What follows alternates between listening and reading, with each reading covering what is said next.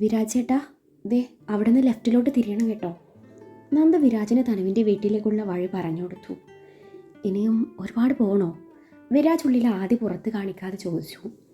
ഇല്ല, ഒരു 5 മിനിറ്റ് കൊണ്ട് എത്തും. നന്ദുവിൻ്റെ സ്വരത്തിലും നല്ല ടെൻഷനുണ്ട്. ഇതേ സമയം സഞ്ജയ് ഡോറിൽ ആഞ്ഞ് ചവിട്ടിക്കൊണ്ടേയിരുന്നു. ഡോർ തുറയും എന്നായതും തനു ഡോറിൽ അമർത്തി പിടിച്ചു. അവൻ പിന്നെയും ചവിട്ടി. അവസാനം ഡോർ അവന് മുന്നിൽ മലർക്കെ തുറന്നതും തനു പേടിച്ച് വിറച്ചു പോയിരുന്നു. നിഗൂഢമായ ചിരിയോടെ തനിക്കരികിലേക്ക് നടന്നു വരുന്നവനെ കണ്ടതും തനു പകപ്പോടെ പിന്നിലോട്ട് ചുവടുകൾ വെച്ചെങ്കിലും അടുത്ത നിമിഷം സഞ്ജയ് അവളെ തൻ്റെ കൈപ്പിടിയിൽ ഒതുക്കിയിരുന്നു. അവളെയും പൊക്കിയെടുത്ത് അവൻ ബെഡ്റൂമിലേക്ക് നടന്നതും അവൾ അവൻ്റെ പിടിയിൽ നിന്ന് കുതറി മാറാൻ നോക്കിയെങ്കിലും അതൊക്കെ പാഴ് ശ്രമമായിരുന്നു. തനുവിനെ ബെഡിലേക്ക് വലിച്ചെറിഞ്ഞ് വല്ലാത്ത ഭാവത്തിൽ അവൻ അവളുടെ അരികിലേക്ക് അടുത്തു. അവൾ പിന്നിലോട്ട് നീങ്ങിക്കൊണ്ടിരുന്നു. അന്നേരാണ് ഒരു ഫ്ലവർ വേസ് അവളുടെ ശ്രദ്ധയിൽ പെടുന്നത്. അവൾ പെട്ടെന്ന് അതെടുത്ത് അവന് നേരെ ഉയർത്തിപ്പിടിച്ചു. എൻ്റെ അടുത്ത് വന്നാലുണ്ടല്ലോ കൊല്ലു ഞാൻ, ഒരു ഭ്രാന്തിയെ പോലെ അവൾ പുലമ്പി. ഒരു നിമിഷം അവനൊന്ന് പതറിയെങ്കിലും ക്രൂരമായ ചിരിയോടെ അവൻ പിന്നെയും അവളുടെ നേരെ തിരിഞ്ഞു. വിരാജിന്റെ വണ്ടി തനുവിന്റെ വീടിന് മുന്നിൽ ചെന്ന് നിന്നു. ഒരു നിമിഷം പോലും പാഴാക്കാതെ വിരാജും നന്ദുവും വണ്ടിയിൽ നിന്നിറങ്ങി മുൻവശത്തെ ഡോർ തള്ളി തുറക്കാൻ നോക്കിയെങ്കിലും ഡോർ തുറന്നില്ലായിരുന്നു. അന്നേരം നന്ദു നിർത്താതെ കോളിംഗ് ബെൽ അടിച്ചുകൊണ്ടിരുന്നു. അടുത്ത നിമിഷം വിരാജ് അടുക്കള ഭാഗം ലക്ഷ്യം വെച്ച് നടന്നു നീങ്ങി. അടുക്കള ഭാഗത്തെ ഡോർ ലോക്കലായിരുന്നു. വിരാജ് അതുവഴി അകത്തേക്ക് കയറി. ഇതേ സമയം കോളിംഗ് ബെല്ലിന്റെ ശബ്ദം കേട്ടതും തനുവിന് എവിടെയൊക്കെയോ ഒരു പ്രതീക്ഷ ഉയർന്നു. എന്നാൽ സഞ്ജയിന്റെ മുഖം ഇരുണ്ടു വന്നു.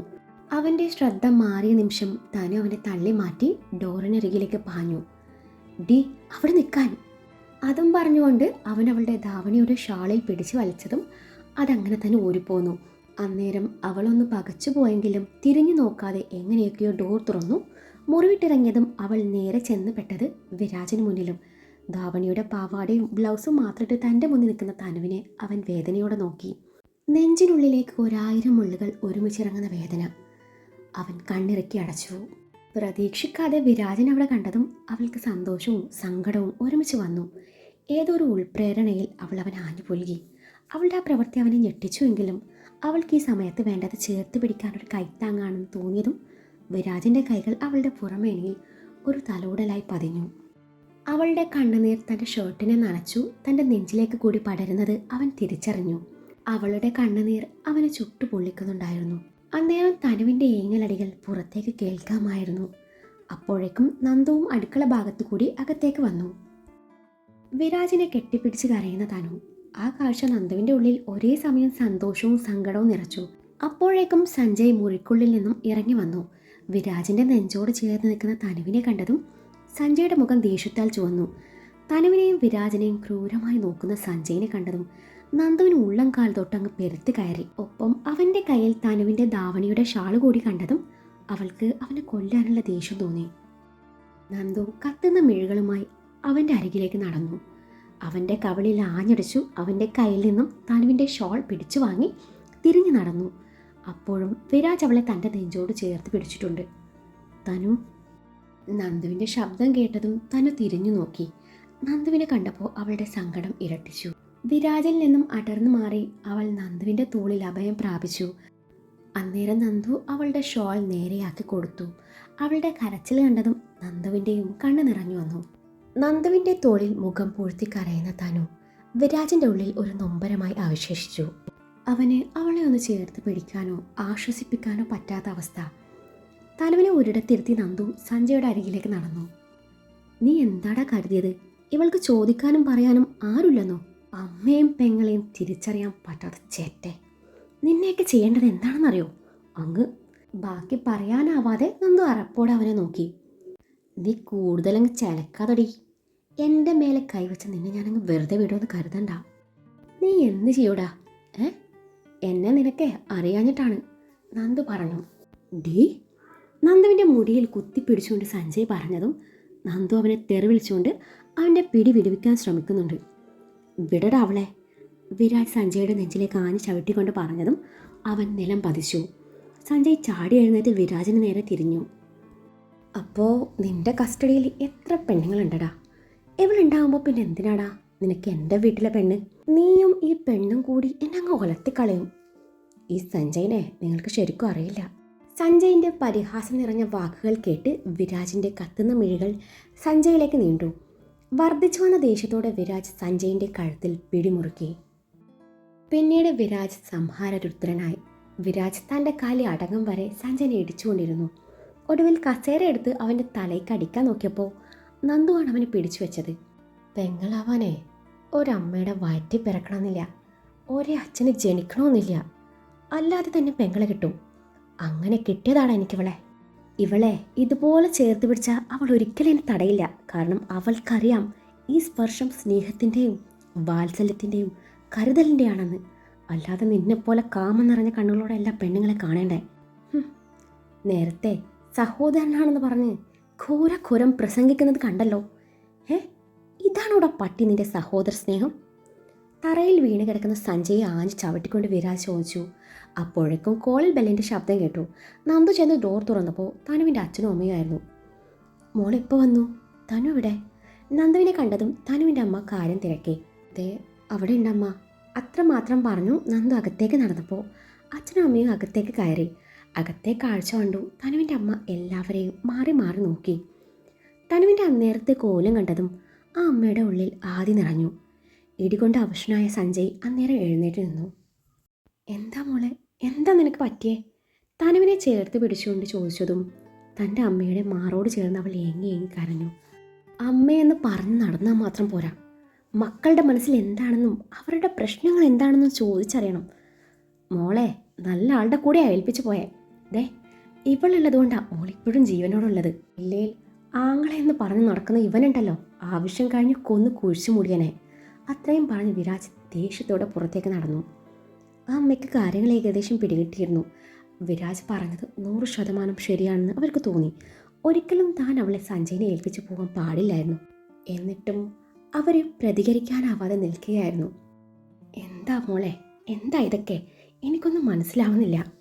ആ അച്ഛൻ കാര്യം മനസ്സിലാവാതെ നന്ദുവിനെ നോക്കിക്കൊണ്ട് ചോദിച്ചപ്പോൾ നന്ദു അവരോട് ഉണ്ടായതൊക്കെ തുറന്നു പറഞ്ഞു. അന്നേരം അയാൾ സഞ്ജയുടെ കവളിലേക്ക് ആഞ്ഞടിച്ചു. സഞ്ജയ് ദേഷ്യത്തോടെ അച്ഛനെ നോക്കിയ ശേഷം പകയെരിയുന്ന കണ്ണുകളോടെ നന്ദുവിനെ നോക്കി അകത്തേക്ക് നടന്നു. അമ്മേ, ഇവളിപ്പോൾ വല്ലാത്തൊരവസ്ഥയിലാണ്. അയാൾ ഇവിടെ ഉള്ളപ്പോൾ ഇനി എങ്ങനെയാ ഇവളിവിടെ സമാധാനത്തോടെ നിൽക്കുന്നത്? നന്ദു പറയുന്നത് കേൾക്കുന്നുണ്ടെങ്കിലും അമ്മയൊന്നും വേണ്ടിയില്ല. ഞാൻ കൊണ്ടുപോയിക്കോട്ടെ ഇവളെ, ഒരു കുറവ് വരാതെ ഞാൻ നോക്കിക്കോളാം. കുറച്ച് ദിവസം ഇവളെ എൻ്റെ കൂടെ നിന്നോട്ടെ അമ്മ. എൻ്റെ വീട്ടിലെ എൻ്റെ അച്ഛനും അമ്മയും മാത്രമേ ഉള്ളൂ. അവർക്ക് ഞാനിവളും തമ്മിൽ വ്യത്യാസമൊന്നും ഉണ്ടാവില്ല. എനിക്കറിയാം അമ്മയ്ക്ക് ഇവളെ പിരിഞ്ഞു നിൽക്കാൻ പറ്റില്ലെന്ന്. അമ്മക്ക് ഉറപ്പുണ്ടോ ഇവളുടെ മാനം സംരക്ഷിക്കാൻ പറ്റുമെന്ന്? അച്ഛനും കൂടി അനുവാദം തരണം. ഇതുവരെ ഇവള് എന്നോട് പോലും അച്ഛൻ ഇവളുടെ സ്വന്തം അച്ഛനല്ലെന്ന് പറഞ്ഞിട്ടില്ല. അത്രയ്ക്കും അവൾക്ക് ഈ അച്ഛനോട് സ്നേഹവും വിശ്വാസവും ബഹുമാനവും ഒക്കെ ഉണ്ട്. തൽക്കാലം ഇവളെ എൻ്റെ കൂടെ പോന്നോട്ടെ അച്ഛാ. നന്ദു പറയുന്നത് ശരിയാണെന്ന് അച്ഛനും അമ്മയ്ക്കും തോന്നി. അവരിരുവരും വേദനയോടെ തനുവിനെ നന്ദുവിൻ്റെ കൂടെ പറഞ്ഞേക്കാൻ തയ്യാറായി. തനു ഡ്രസ്സൊക്കെയും മാറി അവൾക്ക് ആവശ്യമുള്ള സാധനങ്ങളൊക്കെ എടുത്ത് അവിടെ നിന്ന് ഇറങ്ങുമ്പോൾ സഞ്ജയ് മുകളിലത്തെ ബാൽക്കണിയിൽ നിന്ന് ക്രൂരമായ ഭാവത്തോടെ അവളുടെ പോക്ക് നോക്കി നിന്നു. നന്ദുവും തനുവും പിറകിലെ സീറ്റിലിരിക്കുമ്പോൾ വിരാജിൻ്റെ കണ്ണുകൾ മിററിൽ കൂടി ഇടയ്ക്കിടെ തനുവിനെ തേടിയെത്തി. ആ നിമിഷം ആരും പരസ്പരം ഒന്നും മിണ്ടിയില്ല. നിശബ്ദതയെ ഭേദിച്ച് നന്ദുവിൻ്റെ കയ്യിലെ ഫോൺ ശബ്ദിക്കുന്നത് കേട്ടതും നന്ദു കോൾ അറ്റൻഡ് ചെയ്തു. ഹലോ നന്ദ, നീ ഇതെവിടെയാടി? ബിരിയാണി ഓർഡർ ചെയ്ത് അവർ നിന്നെ വെയിറ്റ് ചെയ്ത് പണ്ടാരടങ്ങിയപ്പോഴാ എന്നെ വിളിക്കുന്നതും നീ ആവിയായി പോയെന്ന് പറയുന്നതും. ഓ എടാ, ഞാൻ നിനക്ക് നേരത്തെ ഫോൺ വിളിച്ചപ്പോൾ നീ എന്തെടുക്കാഞ്ഞേ? നിനക്ക് മാത്രമല്ല നിന്റെ കൂട്ടുകാർക്ക് വിളിച്ചതാ.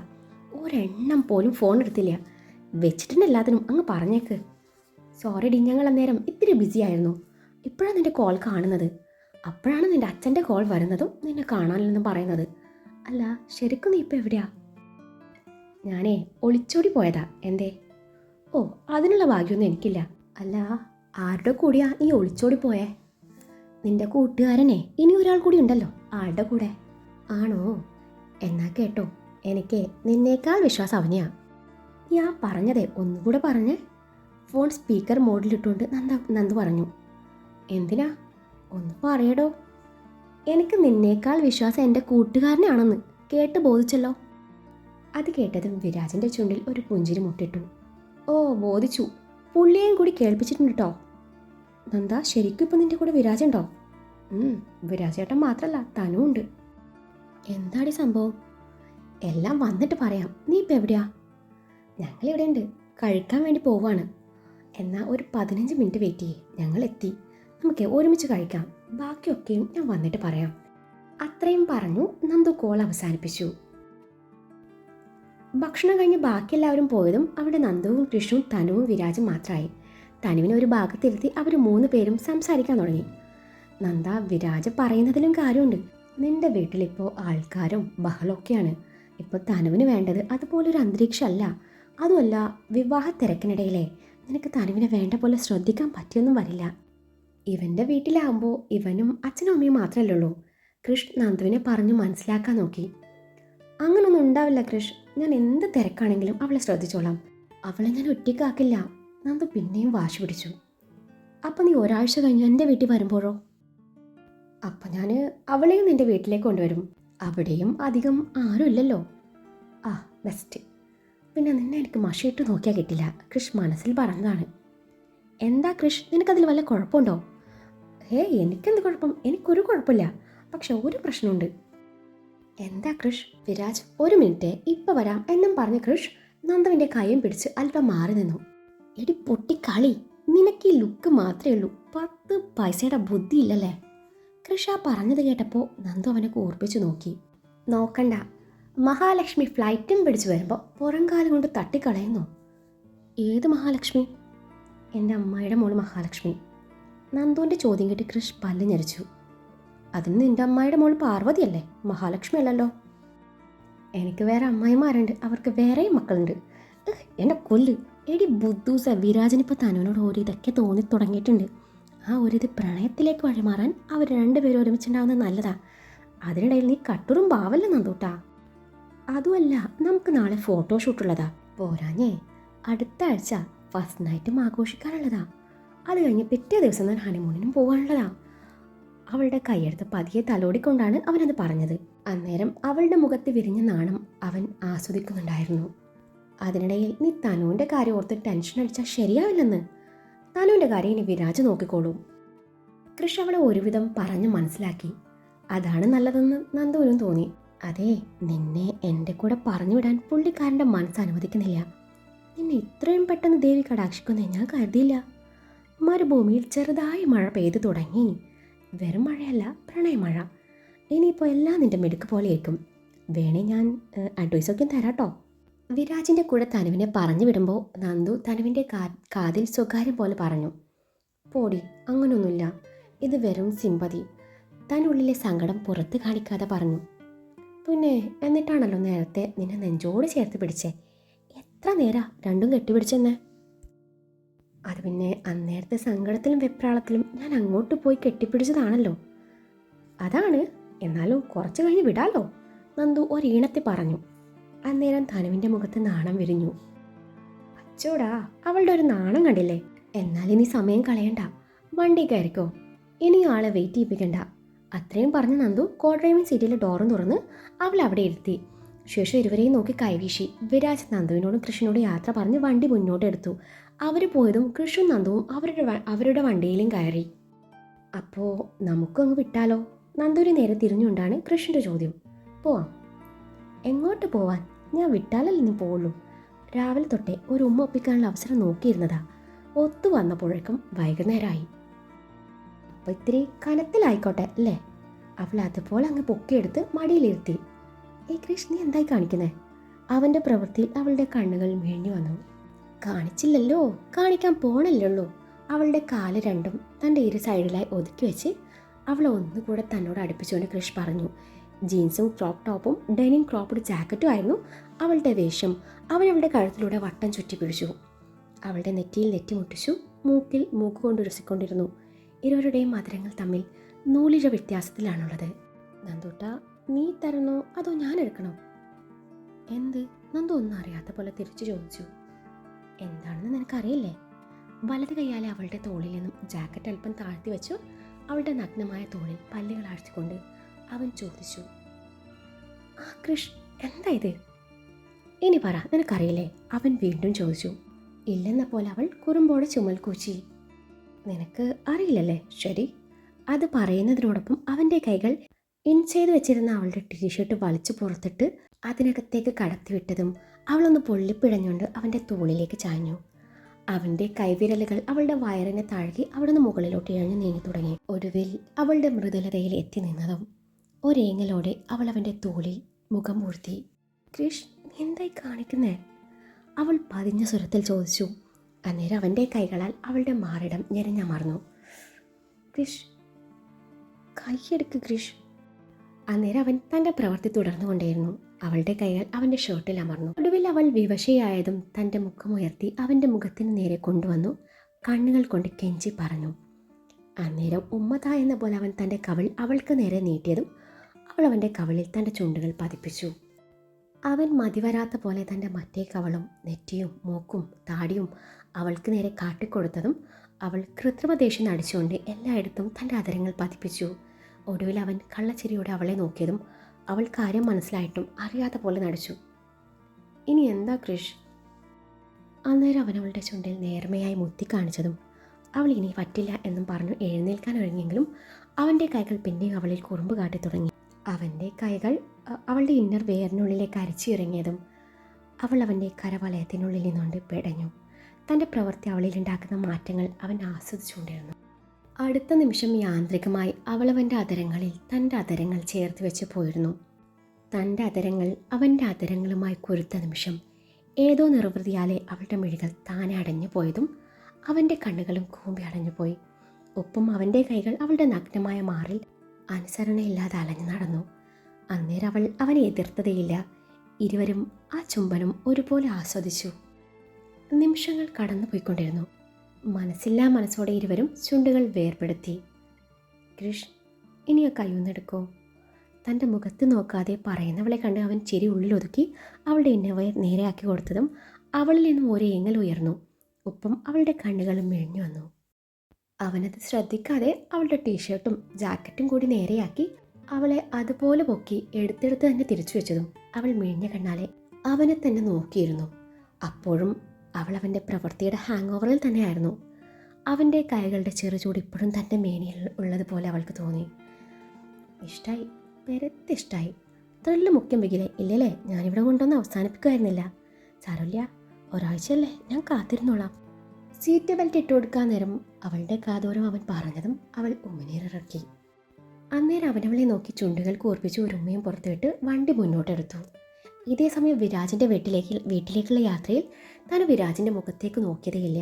അവൾ പുറത്തേക്ക് കണ്ണു നട്ട് എന്തൊക്കെയോ ചിന്തകളിൽ മുഴുകിയിരിപ്പാണ്. വിരാജിൻ്റെ കണ്ണുകൾ ഇടയ്ക്കിടെ അവൾ അറിയാതെ അവളെ തേടിയെത്തുന്നുണ്ട്. അവളോട് എന്തോ പ്രത്യേക അടുപ്പം തോന്നുന്നത് പോലെ. അതിനെ എന്ത് പേരിട്ട് വിളിക്കണമെന്ന് അവൻ അറിയില്ലായിരുന്നു. കണ്ണു നിറച്ച് തന്നെ നോക്കുമ്പോൾ ഒരു പ്രത്യേക വാത്സല്യം തോന്നുന്ന പോലെ അവൻ ചിന്തിച്ചുകൊണ്ടിരുന്നു. അതിനിടയിൽ എപ്പോഴോ അവൾ തിരിഞ്ഞു നോക്കിയതും വിരാജ് നോട്ടം മാറ്റി കൃത്രിമ ഗൗരവം നടിച്ചു ഡ്രൈവ് ചെയ്യാൻ തുടങ്ങി. തനുവിന് അവനോട് എന്തൊക്കെയോ ചോദിക്കണം എന്നുണ്ടായിരുന്നു. പക്ഷെ അവൻ ഒന്നും മിണ്ടാതെ എങ്ങനെയാ. ഒടുവിൽ അവൾ തന്നെ സംസാരത്തിന് തുടക്കം കുറിച്ചു. നിങ്ങൾക്കൊക്കെ ഞാനൊരു ബുദ്ധിമുട്ടായി അല്ലേ? താൻ അവൻ്റെ മുഖത്തേക്ക് മിഴികൾ പായിച്ചുകൊണ്ട് ചോദിച്ചു. പിന്നെ ഭയങ്കര ബുദ്ധിമുട്ടായി, വിരാജ് ഒരീണത്തിൽ പറഞ്ഞു. അങ്ങനെയാണേ ഞാൻ നന്ദുവിൻ്റെ കൂടെ തന്നെ പോകായിരുന്നല്ലോ. അവൻ പറഞ്ഞതിൻ്റെ പൊരുൾ മനസ്സിലാവാതെ താൻ പരിഭവിച്ചു. ആണോ? പക്ഷേ നിന്നെ കൂട്ടാതെ ചെന്നാൽ അമ്മ എന്നെ വീട്ടിൽ കയറ്റില്ലെന്നാ പറഞ്ഞേക്കണേ. അപ്പോൾ പിന്നെ ഞാനെന്ത് ചെയ്യും? അപ്പോൾ അമ്മയ്ക്ക് വേണ്ടിയാ എന്നെ കൂടെ കൂട്ടണേ. അവളിൽ പിന്നെയും പരിഭവം. പിന്നല്ലാതെ ഞാൻ അമ്മയോട് എല്ലാ കാര്യങ്ങളും പറഞ്ഞിട്ടുണ്ട്. അമ്മയ്ക്ക് ഒരുപാട് സങ്കടമായി.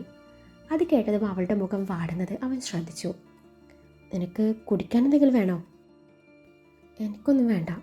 അവളുടെ പറച്ചിലിൽ പരിഭവം കലർന്നിരുന്നു. വേണ്ടെങ്കിൽ വേണ്ട എന്നും പറഞ്ഞവൻ വണ്ടി മുന്നോട്ടെടുത്തു. രാവിലെ എടുത്ത save the date video Krish തൻ്റെ ഇൻസ്റ്റയിലൂടെ ഷെയർ ചെയ്തതും നിമിഷ നേരം കൊണ്ട് സംഭവം വൈറലായി. 2-3 മണിക്കൂർ കൊണ്ട് 1 മില്യൺ വ്യൂസ് കടന്നു. അതിൽ വന്ന കമൻസിനൊപ്പം ഋഷിൻ്റെ കമൻറ്റ് കൂടി കണ്ടതും കൃഷിൻ്റെ മുഖം വിടർന്നു.